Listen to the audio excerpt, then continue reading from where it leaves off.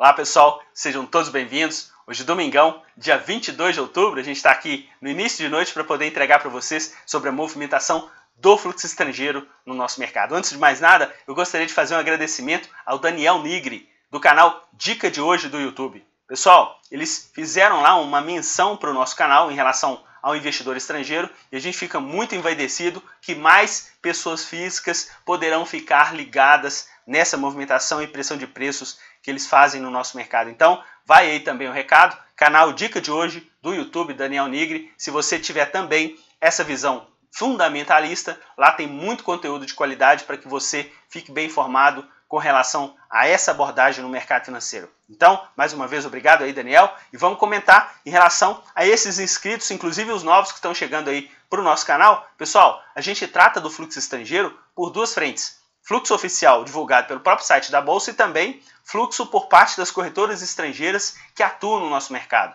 E vocês vão ver que ao longo do período é bastante aderente essa movimentação de ambos em relação aos nossos ativos. E a gente vai começar comentando com vocês aqui o ambiente gráfico do Ibovespa. A gente encerrou aqui, gráfico semanal, uma movimentação de queda nessa semana que terminou. Exatamente depois de 2 semanas de alta, a gente teve essa semana aí de desvalorização. E a gente já comentou com vocês aqui no canal que a gente já está nessa meiuca de Fibonacci já há um bom tempo.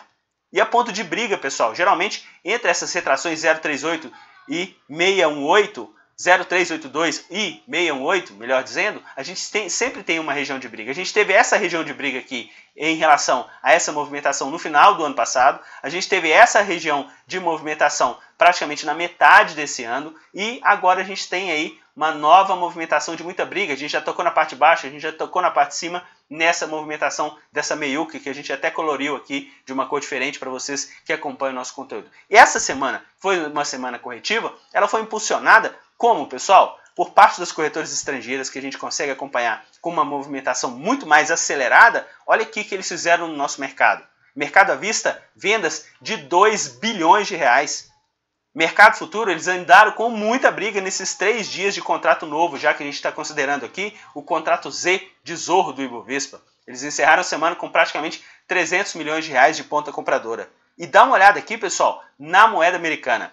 A moeda americana encerrou a semana com uma variação positiva e eles com uma ponta compradora de quase 40 milhões de reais. Dólar comercial encerrando aí a semana a 3,19. E aqui embaixo é o que a gente está sempre comentando com vocês que acompanham nosso conteúdo. É isso que a gente procura entregar de bandeja para você que acompanha o conteúdo do nosso canal. Justamente a pressão de preços que eles fazem nos nossos ativos. E vocês que acompanham nosso canal há mais tempo, exatamente nas 2 últimas semanas, a gente tinha comentado com vocês que eles estavam tendo uma projeção de prejuízo em relação aos principais ativos. A gente analisa os 15 que eles mais compram na semana e os 15 ativos que eles mais vendem. E nessa semana, eles simplesmente tiveram aí uma projeção de lucro retomada. Quase 20 milhões de reais. Os ativos que eles compraram nessa semana se desvalorizaram 0,49. Mas dá uma olhada, os ativos que eles venderam nessa semana, pessoal, tiveram uma desvalorização média de 1,29. E por esse montante de venda no mercado à vista, eles tiveram essa projeção de lucro bem expressiva para o nosso mercado. E vai aí, mais uma vez, um alerta que a gente comentou com vocês no vídeo da semana passada. Eles venderam nessa semana, com exceção de Vale na semana passada, eles venderam novamente ativos de peso para o nosso mercado. No caso aqui, Bradesco, Itaú, Ambev, Petro.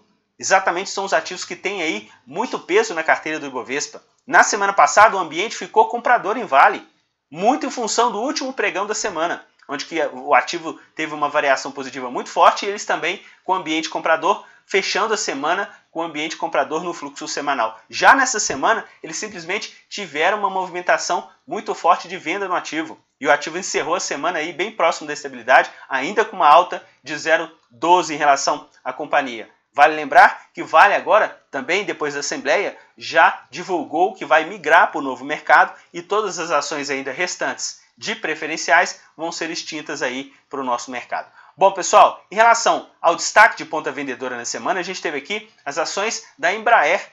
Embraer com uma queda de 6,43%. Aí você comenta, poxa, Renato, dólar em alta. Embraer como exportadora teria que ter uma observação para subir. Sim, pessoal. Isso aconteceu, por exemplo, com Fibra aconteceu na semana e eles andaram com uma ponta compradora. Só que, se a gente olhar, no caso aqui de Embraer, o que eles fizeram? Eles venderam. E é isso que a gente sempre comenta com vocês que acompanham o nosso conteúdo. Eles fazem muita pressão de preços nos nossos ativos. Então, ajudou sim a impulsionar essa ponta de desvalorização para a companhia durante essa semana. Na ponta de compra, a gente teve aí como destaque da semana exatamente as ações da Smile, uma ponta compradora de pouco mais de 3 milhões de reais e o ativo aí com uma alta de quase 5% no nosso mercado. Agora, se vocês observarem, os 15 ativos que a gente pegou com maior volume de compra, quase que a gente não conseguiu preencher todos esses ativos. A gente teve, inclusive, aqui nas lojas americanas, uma ponta compradora de apenas 570 mil reais. Ou seja, quase a gente não conseguiu pegar aqui a quantidade dos 15 ativos com ponta compradora diante de tanta venda que a gente viu aí para o mercado à vista por parte das corretoras estrangeiras que atuam no nosso mercado. E na ponta vendedora, exatamente, mais uma vez a gente está reiterando, eles venderam muito ativos de peso. Muitos deles já com uma gordura de lucro, pessoal. Se você acompanhar os nossos vídeos, o nosso canal, vocês vão ver aí que são ativos que, na grande maioria deles, a gente tem aí uma gordura de lucro. O ativo mais recente que a gente chegou a comentar com vocês foi exatamente os ativos da Raio 3. Exatamente nessa semana também continuou aquela saga de movimentação de valorização, só que essa semana, o que eles resolveram fazer? Colocar lucro no bolso. Ambiente vendedor de quase 80 milhões. Eles também gostam de fazer lucros nas suas respectivas aplicações, assim como a gente, investidor pessoa física, em relação ao mercado financeiro. Então, vamos dar uma olhadinha aqui. Na semana eles tiveram então a retomada de ponta de lucro, como projeção no nosso mercado à vista, de 19 milhões e 700, e depois de 2 semanas consecutivas que eles tiveram projeção de lucro, retomaram a situação normal que eles fazem no nosso mercado. Você que é novo no canal, dá uma olhada. A gente já faz esse acompanhamento aqui há mais de um ano. E olha a quantidade de semanas que eles são ganhadores do nosso mercado. Eles também perdem, mas são infinitamente menores as semanas que eles são perdedores em relação ao nosso conteúdo e principalmente à movimentação dos preços dos ativos do nosso mercado à vista. Vamos lá, vamos comentar agora o mercado futuro e a gente vai comentar com vocês primeiro a semana deles no dólar, pessoal. Dá só uma olhada que depois do pregão de segunda-feira que eles venderam, eles simplesmente engataram ponta de compra Futebol Clube. Compraram durante terça, quarta, quinta e sexta. E a moeda americana, que no vídeo da semana passada a gente já tinha comentado com vocês que está trabalhando dentro de uma congestão, que a congestão estava diante de 3,15 até 3,19, eles fecharam praticamente aí no mesmo patamar de máximas, aí bem próximos das máximas de fechamento para esse contrato do dólar futuro. E agora calçado pela movimentação do fluxo, que nessa semana teve aí 39 milhões de reais de saldo positivo em relação a essa movimentação para o nosso mercado. Então, pessoal, vamos ficar bem atento em relação a essa movimentação deles do dólar. E por que a gente comenta isso, pessoal? Porque, no caso dos contratos futuros, a gente teve encerramento exatamente do contrato V. E do contrato Z de Zorro, a gente teve muita briga no pregão de quarta, quinta e sexta. Quarta eles compraram muito, o mercado subiu. Quinta eles venderam muito, o mercado caiu.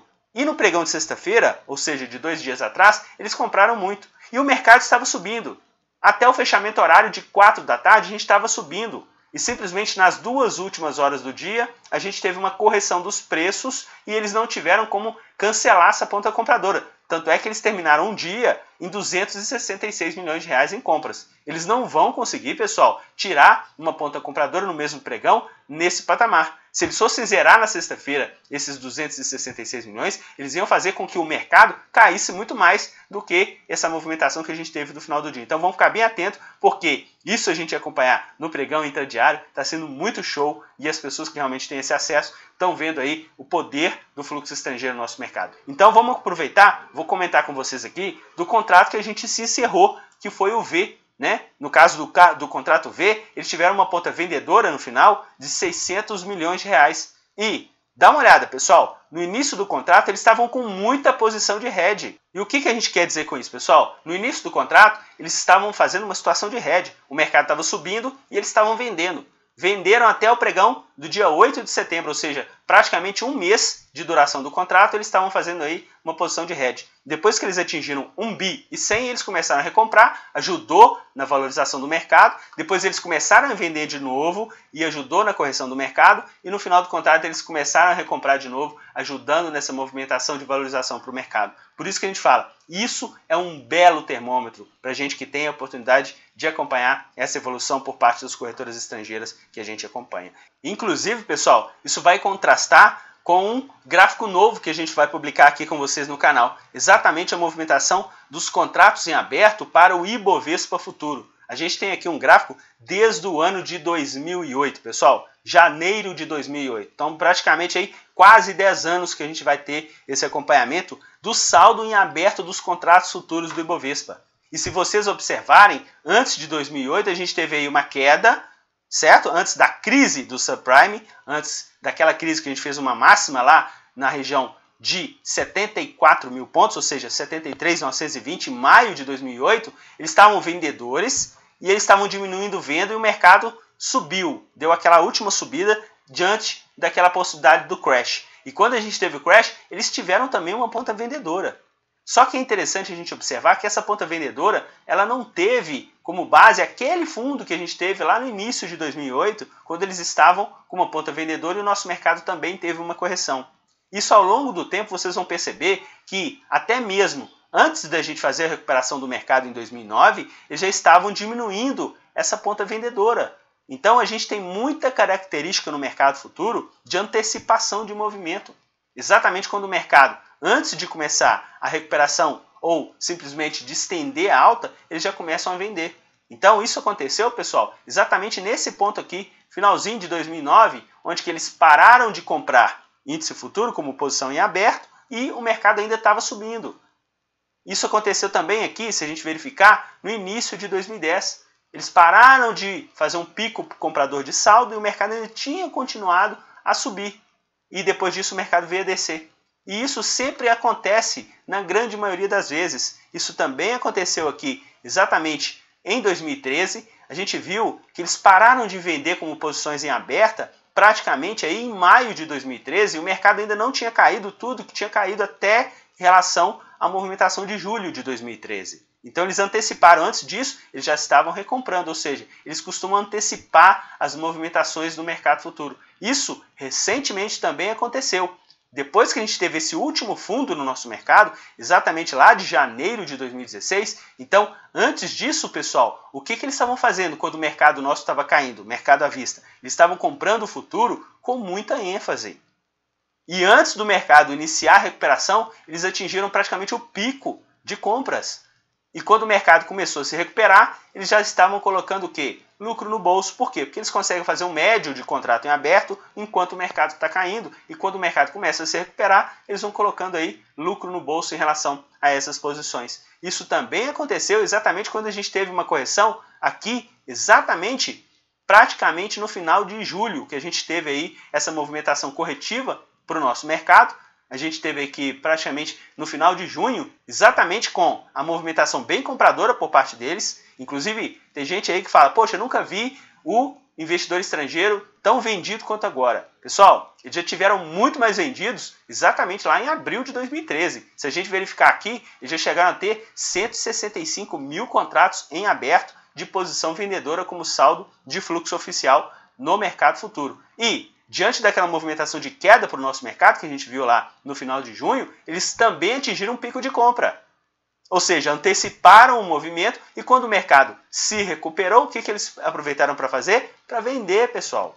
Exatamente, eles costumam antecipar essas movimentações em relação ao nosso mercado futuro. E agora o nosso mercado está muito esticado para cima e eles estão com uma posição vendedora e continuam fazendo essa posição vendedora. E pode ser que aconteça da mesma forma que aconteceu por várias vezes anteriormente. Quando o mercado começar a cair, eles vão começar a recomprar essas posições vendedoras no mercado futuro. E a gente já colocou aqui em vermelho as vezes que eles ficaram vendedores aí para o nosso mercado futuro nesses últimos praticamente 10 anos dentro do mercado. Então, vamos seguir sempre atento em relação a essa movimentação do fluxo oficial, nesse caso aqui, do fluxo por parte deles nos contratos futuros do Ibovespa. Também a gente vai comentar com vocês aqui como é que está a evolução deles em relação ao nosso mercado à vista. Pessoal, dá só uma olhada. No mês de outubro, praticamente eles estão no 0 a 0. Eles começaram o mês com uma ponta compradora, o mercado deu aquela arrancada, depois eles diminuíram compra, o mercado deu uma arrefecida, depois eles retomaram compra, o mercado começou a subir. E no pregão de quarta-feira, já que a gente tem esses dados com 2 dias úteis de atraso de divulgação pelo próprio site da Bolsa, eles venderam. Eles venderam 354 milhões. A gente já tem ainda o pregão de quinta e sexta-feira e a gente já sabe que, pelo saldo das corretoras estrangeiras que a gente acompanha, que eles venderam. Então vamos ficar bem atento que pode ser que no mês de outubro a gente não tenha mais esse saldo de posições positivas em relação ao investidor estrangeiro no nosso mercado. E mais uma vez, pessoal, o nosso canal não é call de compra, o nosso canal não é call de venda. É simplesmente para deixá-los antenados sobre essas movimentações, principalmente do contrato futuro do Ibovespa, conforme a gente viu aqui, que está com ambiente vendedor. Também, a gente viu aqui também que eles estão fazendo uma ponta vendedora, principalmente no nosso mercado à vista, nos ativos de peso.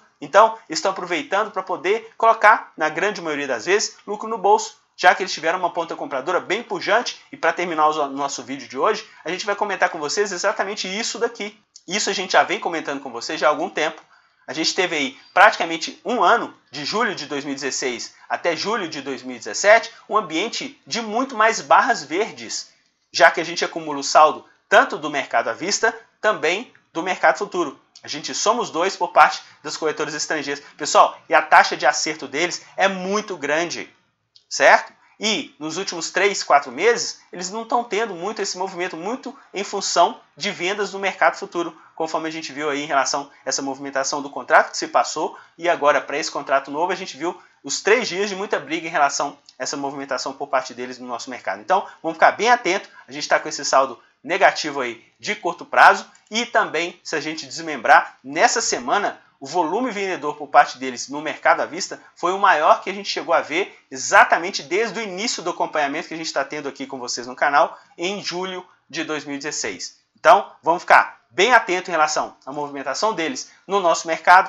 e principalmente atentos nessa evolução do fluxo, que realmente, pessoal, é muito show a gente poder contribuir com vocês que acompanham o nosso canal para ficarem atentos nessa movimentação por parte deles no nosso mercado. Um forte abraço a todos. Mais uma vez, se você gostar do nosso conteúdo, você clica no botão inscrever-se e não esqueça de ativar o sino de notificação para que você seja avisado a cada vídeo novo postado aqui no nosso canal. Um forte abraço a todos, excelente semana e até o nosso próximo vídeo. Tchau, pessoal!